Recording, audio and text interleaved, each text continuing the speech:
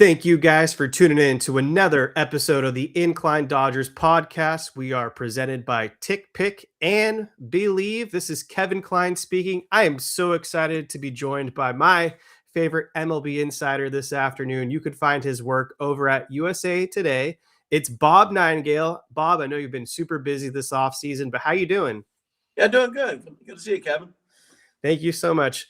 So I wanted to actually get started with the World Baseball Classic. We got some exciting news earlier this morning. Tarik Skubal as well as Mason Miller are going to join the likes of Paul Skeens, Aaron Judge in a stacked USA men's roster. I want to get your overall thoughts, kind of just, it's a little bit different than the last go around where the starting pitching didn't seem as strong. This year, we're getting some of the best pitchers on the world joining USA. Yeah, this is by far the best pitching staff the USA team has ever had. It's always been Japan. Now they're trying to keep up there. I'm stunned that Tarik Skubal is doing it. He's a free agent, and every Right. team worries about their pitchers doing it. Obviously he's got insurance policy and everything else, but just surprised. Usually, if you're a free agent, there's no way you would take that chance. Kudos to him for doing it. But yeah, shit with. When you have him and Skeens and Joe Ryan, it's a star-studded class, Mason Miller. So, then you'll be going against, Team Japan, of course, with Otani, Sasaki, and I'm not sure about Sasaki, but and Yamamoto. Right. Well, with Scooball being a free agent to be, there's been a lot of rumors circulating that the Detroit Tigers could trade him. Seems like that's really cooled off over the last few days. Are there any updates with Scooball? No, I mean it could go anytime. I think they get blown away with an offer to do it, and I don't see a team blowing them away. You know, Realistically, the Dodgers would be the only team that could, or maybe the Mets, pull that off because they feel like, okay, we'll give him $450 million or $500 million, so he's not a free agent. Otherwise, no one's going to take that gamble. You only got him for 32, 34 starts, and he can walk away. If you're the Dodgers, well, you just went back-to-back World Series championships without him. You don't need him. They got plenty of pitching. Would it make sense if they traded Tyler Glass now, make room for him? Yeah, that would make some sense. But if they really want him, might as well wait and get him a year from now without giving up any players. Yeah, absolutely. That makes a lot of sense to me. The haul is just going to be immaculate, and for a potential 1 year flyer with Scooball expected then test free agency, I don't know if a team's going to give up all that prospect capital. Speaking of free agents, Kyle Tucker was the big name on the board. What's the latest you've been hearing with Tucker? I mean, very quiet. I mean, Toronto Blue Jays have been pretty open about that they like to have him. He visits facilities. Uh, you're not really hearing his name otherwise. The Dodgers, I think, would be interested if he wants to do a 3 or 4 year deal, give him a high AAV. The Yankees said they're interested as a backup if they don't get Cody Bellinger. But, he's had back-to-back poor second halves, injuries, take a long time to recover from those injuries. So, I kind of doubt he's going to get that big-time money that people are talking about. He's certainly not get $500 million. I don't see him getting $400 million. So we'll see what happens. But I don't think there's that big market on him. I'm not even sure how excited the Cubs are about trying to get him back. I think they were disappointed. Right. Yeah, you just kind of answered my follow-up question with the $400 million seeming to be a number thrown out there, but with kind of a lack of buzz, it doesn't seem like Tucker's going to get that amount of dollars. Is there any other teams really in this race right now, or does it just feel like it's the Blue Jays at the front and maybe the Dodgers kind of tailing behind if he takes lesser years? Yeah, I mean, I'm sure a team like the Chicago Cubs would say, well, we just gave up a ton to get him in the first place. We'll make an offer, what may not be what he wants.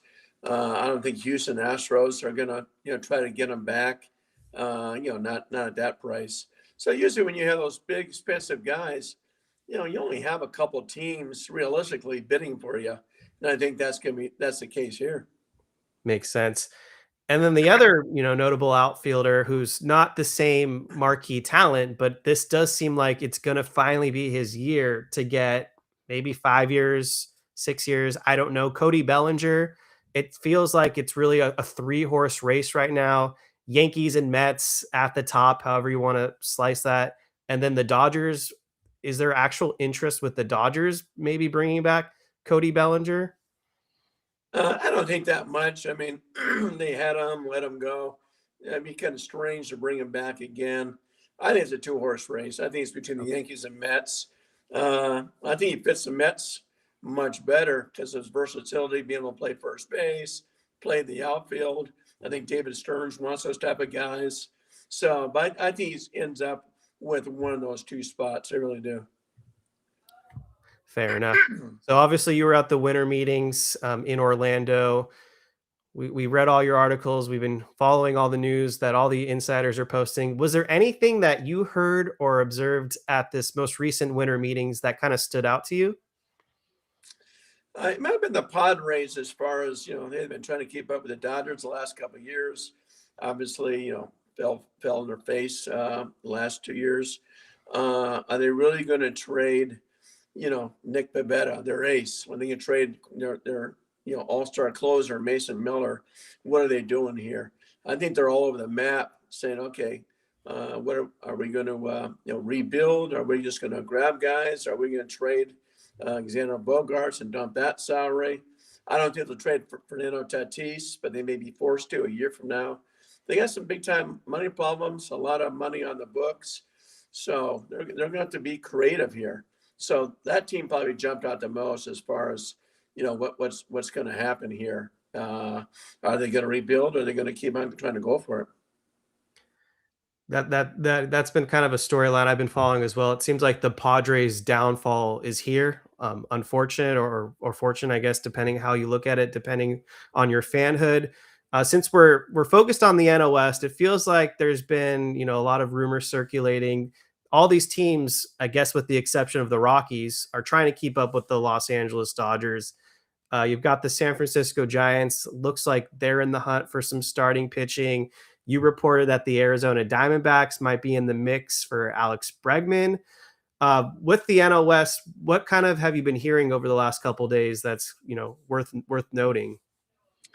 Well, I think the Giants are realistically the only team that could, possibly keep up with the Dodgers, and Dodgers would have to slip for that to happen. They already got some high priced guys there. They need another starter. They got Aaron Loop in there. Go with Brendan Webb. You got to replace Justin Verlander. I don't think he's coming back. I think he's going to Houston. So I think they need another starter there just to have a fighting chance to keep up with the Dodgers. But everything would have to go right, and Dodgers would have to slip for it to happen. I don't think the Padres are going to be able to keep up the Dodgers. And the Diamondbacks have got over $15 million on the injury list. They're not going to have their ace Corbin Burns back until August or September. So even Bregman, I think they're saying, what, Bregman would be great in the clubhouse if they trade away, Ketel Marte. But I think realistically, the Diamondbacks are looking at it a year from now. With Ketel Marte's potential full no trade clause coming into effect, I think within the next few days, do you expect him to get moved any day now? I know the Mariners were a team linked to him, Boston, probably a couple others, but what's the latest with Marte? I mean, Boston would make the most sense. Tampa Bay was involved. Cincinnati, they didn't get Schwarber. They could use another bat for sure. They do have some young pitching. So I think it's just whoever meets their high asking price for young pitching. I think they have enough starters now where they don't need to have a starter, for 2026, but they need a bullpen arm and probably at least two more starters that've got to be a top 10 prospects in that organization to move Marte. So I think they're, motivated to do it. I think personally they'll be disappointed if they don't. So, but they get a high asking price, and they're not going to move them until someone meets it. And they still have time. I mean, this thing could go down, in spring training for that matter. With the Dodgers, there have been rumors that they may be kicking the tires on a Teoscar Hernandez trade. Do you view this as a likely scenario, or is this kind of more just noise right now? I think more noise. He doesn't play the defense they'd like. Obviously, one more year left, so you got to replace him here sooner or later. So, if they, could move him, then they'd say, okay, then we can bring in Tucker to replace him, which would make a lot of sense.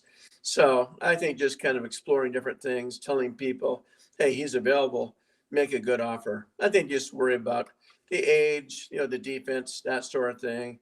He had an up and down season where he struggled for a long period of time there, big in the postseason. So, but I'm not sure anyone's going to just jump up and down and say we got to have Teoscar Hernandez. So that's why I think he'll open the season with him. Edwin Diaz jumping ship from the Mets to the Dodgers kind of all made sense when you hear Diaz's perspective on things, and maybe he felt a little bit disrespected when the Mets pivoted to Devin Williams first. Kind of a similar situation in a sense, like when the Braves went to Matt Olson when Freddie Freeman was trying to re-sign with them. And not to say that there wasn't a possibility of the Mets bringing back Diaz, but maybe that was his perspective. Um, for the Dodgers bullpen sake, do you think they're still exploring other arms out there, or are they pretty much done now? I think they're pretty much done. I mean, they do think that some of those guys will bounce back. Uh, you know, we'll see, but they have enough young arms there. Jack Dreyer and those guys. So if somebody falls in our lap, fine. That was can stash guys, Oklahoma City. But no, I think his feelings were hurt. Even when the Mets signed Devin Williams, they said, "Oh, we still like to have him back." I think that was just kind of eyewash, knowing that they're not going to spend $150 million on two guys in the back end of their bullpen. Makes no sense. And I think Diaz say, you know what, 3-year deal. Let me go to the Dodgers and save 50, 60 games a year and help my way to the Hall of Fame one day, perhaps. Right. So let me play for a championship team. So that was of all the moves made this winter by all the teams, I think that was number one. I think Diaz is the best closer in baseball. Phenomenal guy. He was pitching, 2 innings at a time. And with the Dodgers, as careful as they are with starters and kind of, usually guys aren't going more than 5 innings or so. You need a deep bullpen, and I think Diaz really helps that. Yeah, we're very excited to see Edwin Diaz in Dodger blue, and the trumpets are coming, I guess. That's right. Uh, um, one other free agent that's worth talking about real quick that I wanted to just get your thoughts on, Bo Bichette. Um, I thought he was going to be maybe off the board somewhat quickly, and a lot of teams would be interested, but it feels like his market's cooled off. Now we're hearing that he's open to playing second base. So what's been the latest with Bo Bichette? I mean, he had a great World Series. I'm surprised there isn't more traction on him. Yeah, for him to come out and say open to second base means that he's not getting the offers he thought. I mean, the Blue Jays make the most sense, but the Blue Jays went to the World Series without him. I mean, he was there in October. He was there, before September, but he missed all September, missed every round of the playoffs until the World Series. Phenomenal talent. Probably a better second baseman than shortstop, but I don't think they feel like they have to have him. So he can fall in the Boston Red Sox lap instead of Bregman. The Tigers could, do that. So everybody's kind of that same market. Spectacular young talent. I don't see him, with the Dodgers. I don't see a move there, unless they move Mookie Betts, around back to the outfield or something like that, which I don't see. At least they've been downplaying that. Right. But it wouldn't surprise me if they looked into that and say, you know what, Bichette would fit here. We can even move him around, sort of thing. So he might be one of those free agents that slips through the cracks, doesn't get what he wants, and has to hit the market again a year from now. Maybe get some opt-outs. Yeah, makes sense to me. I just have a couple more questions for you, Bob. We appreciate your time here. So, second to last question would be trade market. So the Dodgers have been linked to a lot of outfielders. It feels like they have to get an outfielder to replace Michael Conforto after a down season. Kike Hernandez likely not healthy either to start the year, assuming they re-sign him. Lars Nootbaar's names come up. I think Stephen Kwan, Brendan Donovan, Jaron Duran, and then I'm probably blanking on other people, but any outfielders that you have heard or feel like make sense, or someone that the Dodgers would like? Well, they love to have Stephen Kwan. I mean, he's a guy that won it last year too. Spectacular defense, good all-around player. So he would fit in there. They could always grab a free agent like Harrison Bader. They could do that. He played very well for the Phillies, particularly defense. The Diamondbacks have a couple of guys. McCarthy is available, and Alec Thomas. I don't see the Diamondbacks train with the Dodgers though. Nootbaar is a solid guy, not great. I think Donovan perfectly fits in with the Dodgers because they love those guys with the versatility. They just got Tommy Edman that way. Yep. He would really fit into their plans that way. And like I said, if they really wanted to, they could move Mookie back. I know they said they don't want to, but Mookie's always said, "I'll do whatever I want for the team." You're talking about Gold Glove right fielder. So they always have it in the back pocket if they'd rather say, you know what, let's go grab a Bichette and move Mookie back to the outfield.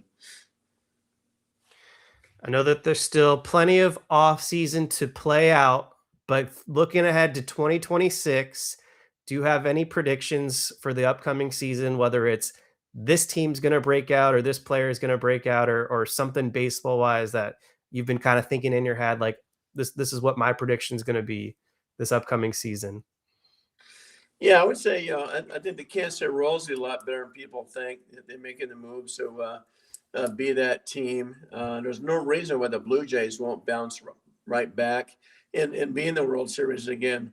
And we always overlook the Milwaukee Brewers. I mean, the Brewers are a very good team. If they don't trade Freddie Peralta, that's an outstanding rotation too. So, I don't see the Phillies doing anything big. They've already made their moves. So I think may have the same thing again, where 2 years ago, the real World Series were the Dodgers against the Padres. And I think last year, the real World Series was the Dodgers against the Phillies. It's not like the Dodgers played great against Toronto in the World Series. And Right. the Blue Jays, made a lot of base running blunders and everything else. So I could see another thing, this time maybe the NLCS. Once again, could see a Brewers Dodgers, but I just not see any team that's going to jump up and the Dodgers are going to be afraid of. The one team I kind of forgot about. If I had to pick one team, a sleeper that no one's really talking about, is Atlanta. I think Atlanta bounces right back and is going to be in the playoffs and could be dangerous if they get one of these big time starters. Look out. Oh, I agree with you 100%. I could see the Atlanta Braves winning the NL East next season. That got a really good rotation. I would imagine Strider bounces back. You've got probably a Hall of Famer in Chris Sale, so he just needs to stay healthy. And then Schwellenbach and Waldrop, I believe his name. They've got a good rotation. So yeah, I agree with that take. Absolutely. Yeah, they got very good bullpen now with Suarez there and Iglesias. Right. So no, I mean they just had a clunker of a year. It happens, and but yeah, they'll be back. Perfect. Well, thank you so much for your time, Bob. Appreciate all the insight. For those that aren't familiar with Bob Nightengale, you could find him over on X and social media, and he writes for and reports for USA Today. Thank you so much today, Bob. Sure, my pleasure. Thank you, Kevin. Thank you. That is Bob Nightengale, who just stopped by the Incline Dodgers podcast, provided a ton of insight. So thank you so much to Bob. Appreciate everyone tuning in. If you have not hit that like button, make sure to hit that like and subscribe button. And just wanted to give everyone a quick Jake Reiner update. As you know, Jake Reiner has been going through very unfortunate circumstances, and we send all the love to him. He wanted to actually give a shout out, talk to him earlier this morning. So he wanted to let all the listeners know that he really appreciates and sees the outpouring support and love that you guys have been giving to him.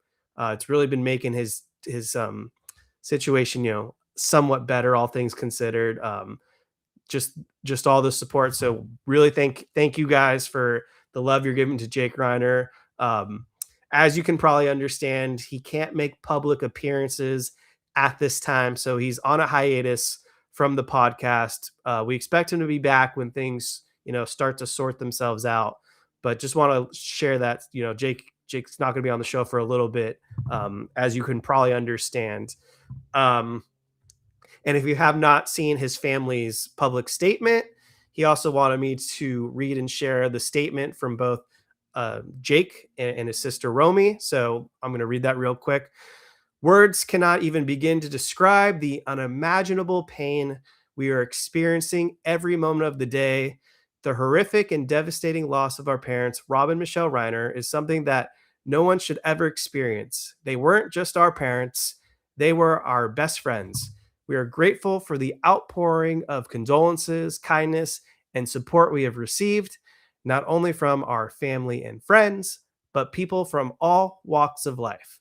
We now ask for respect and privacy, for speculation to be tempered with compassion and humanity, and for our parents to be remembered for the incredible lives that they lived and the love that they gave. So, yeah, take all the time you need, Jake. We all love and support you. So, just going to give you guys a few minutes here, more of my time. So if you have any questions for the show, drop those questions in. We just got a bunch of updates from Bob Nightengale. So I see one coming from the Sentinob. What is the latest on Kyle Tucker? So kind of to recap what Bob Nightengale said, he doesn't think Kyle Tucker is going to get $400 million. The market just has not been there. The Toronto Blue Jays appear to be the most aggressive for Kyle Tucker. The New York Yankees could also be in the mix, especially since Bob provided that the Mets might be the favorites to sign Cody Bellinger. So if Cody Bellinger goes to the Mets, then they're going to need an outfielder, and they may pony up to pay Kyle Tucker. So with Kyle Tucker down to the Blue Jays and the Mets, he doesn't think the Dodgers would pay Kyle Tucker more than a 3 to 4 year length contract. So that's the latest with Kyle Tucker. But yeah, I mean, just to kind of go through everything else and give my quick reaction to what Bob was talking about. I don't think the Dodgers are going to move Mookie Betts back to the outfield. I just don't think they're going to cross that bridge. I think they could still sign Bo Bichette. They would probably have Mookie at short, Bichette at second base, and then with Tommy Edwin, that does create some question marks. Well, where would Tommy Edwin play? I don't know if he could play. I don't know if Tommy Edwin could play the outfield, all things considered, because he's dealing with some ankle injuries and offseason surgery. So that is a wrinkle in the plan. What do you do with Tommy Edwin if you add Bo Bichette? But we just got to see what happens. I'm excited to see how the next couple months play out. I do think the Dodgers are going to acquire an outfielder one way or another. Bob mentioned Harrison Bader. I don't know if I'm comfortable giving Harrison Bader 3 or 4 years, though. He's really struggled 3 of the last 4 seasons. Cody Bellinger, it doesn't sound like Cody Bellinger is going to be a Dodger. Bob provided all that insight to that. He thinks it'll be the Mets or the Yankees, and I think the Dodgers may have burned that bridge when they had non-tendered Cody Bellinger, but that's okay. Other than that, yeah, no other rumors really worth reporting other than we actually did talk about Lars Nootbaar a few days ago. So it's funny enough that Nootbaar is now being linked to the Dodgers, despite maybe not being able to be healthy to begin the 2026 season. But yeah, Nootbaar is a solid player. Definitely showed a lot of regression this most recent season. But Nootbaar is, a solid outfielder. Not great by any stretch, but definitely average. And then I like that Bob also mentioned Stephen Kwan being a Dodgers target. And something that we had reported last season, Bob confirmed, which was the Dodgers had a ton of interest in Stephen Kwan. And I do believe that they would have probably struck a deal with a package of Kwan and Clase. But when Clase got busted for his whole gambling schemes, that pretty much killed the deal because the Dodgers were willing to part with certain prospects to get both Clase and Kwan, But as soon as Clase came off the table, I don't think the Dodgers were as comfortable pivoting or parting ways with some of these top prospects for just the likes of Steven Kwan, especially because they needed a back end bullpen arm due to the struggles of Tanner Scott and Blake Trinan and Kirby Yates. So we'll see if the Dodgers can get this trade going for Steven Kwan. I'm a huge fan of his game. This is a guy that can easily be a leadoff or second hole hitter for the Dodgers. I don't know if Cleveland's going to part ways with him, but at the end of the day, it is the Guardians, and they always do find ways to, at the same time, compete, but also shed payroll and put together a competitive roster. So we'll see what happens. I'm not seeing any other questions. So thank you guys for tuning in to a Bob Nightengale edition of the Incline Dodgers podcast. Again, we're presented by TickPick and BLEAV. Hit that like button. Let us know in the comments section who you want the Dodgers to pursue, given all the updates we just got from Bob Nightengale. But for now, Kevin Klein signing out. We'll be back if any news breaks or